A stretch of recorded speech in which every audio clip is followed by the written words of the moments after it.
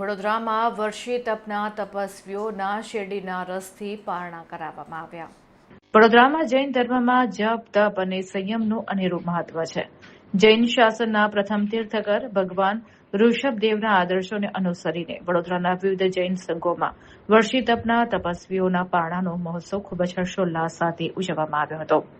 આમ્રપાલી જૈન સંઘના અગ્રણી જીગરભાઈ શાહના જણાવ્યા અનુસાર 13 મહિના અને 13 દિવસના કઠિન તપ બાદ 129 તપસ્વીઓના સામૂહિક પારણા માંજલપુર સ્થિત આત્મીય હોલ ખાતે યોજાયા હતા. આ પ્રસંગે આચાર્ય ભગવંતો અને સાધ્વીજી ભગવંતોની નિશ્રામાં ભવ્ય શોભાયાત્રા કાઢવામાં આવી હતી. ભગવાન ઋષભદેવને શ્રેયાસકુમારે હસ્તિનાપુરમાં શેરડીના રસથી પારણું કરાવ્યું હતું. તે જ પરંપરા મુજબ તમામ તપસ્વીઓને રસથી પારણા કરાવવામાં આવ્યા હતા. સૌથી નાની ઉંમરે 11 વર્ષની બાલિકા કશ્વી ગાંધીએ આ કઠિન તપ પૂર્ણ કર્યું, જ્યારે સૌથી મોટી ઉંમરે 78 વર્ષના દેવી ઇન્દ્રાબેન શાહે અપ્રતિમ શ્રદ્ધા સાથે તપ આદર્યું.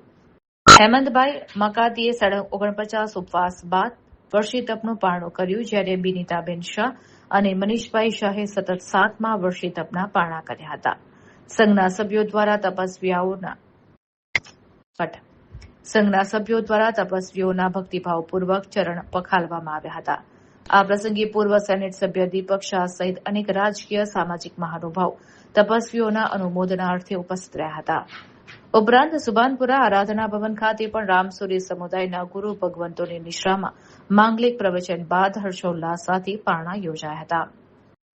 જૈન સમગ્ર સમાજમાં તપસ્વીઓની આ ભવ્ય આરાધનાની ભારે અનુમોદના થઈ રહી છે.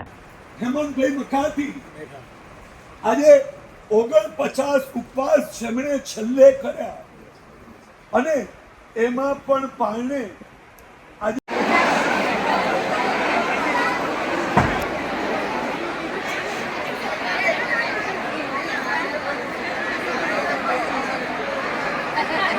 કરતા પહેલા 3 સંકલ્પ કરજો કે પ્રભુ ગીરે રાજ્ય ચલાવ્યું છે તો રાજ્ય છોડ્યું પણ છે.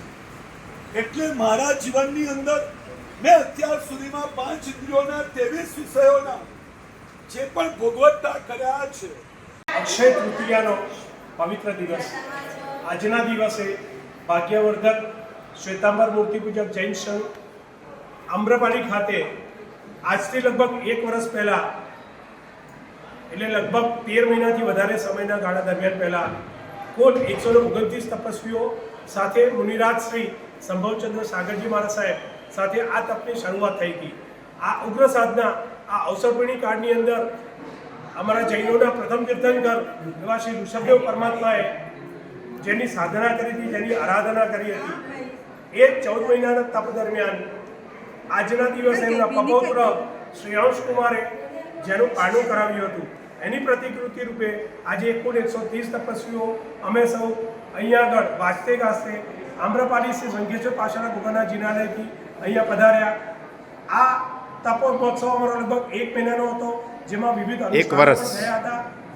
તપ 1 વર્ષનું હતું, પણ પૂર્ણાહુતિનો મહોત્સવ 1 મહિનાનો હતો, જેની અંદર વિવિધ આયોજનો થયા.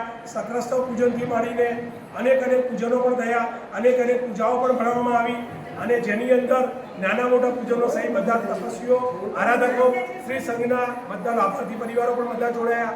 આ બધા લાભાર્થી પરિવારની આની અંદર અમારા એક મહાન તપસ્વી શ્રી સંઘના એવા મકાતીભાઈ, જેણે 49 ઉપવાસની ઉગ્ર સાધના અને આરાધના કરી. કુલ કેટલા લોકો જોડાયા? કુલ આ 129 વત્તા એક મહાન બહેન કરીને કુલ 130 તપસ્વીઓ આ આરાધનાની અંદર જોડાયા. આપનું નામ?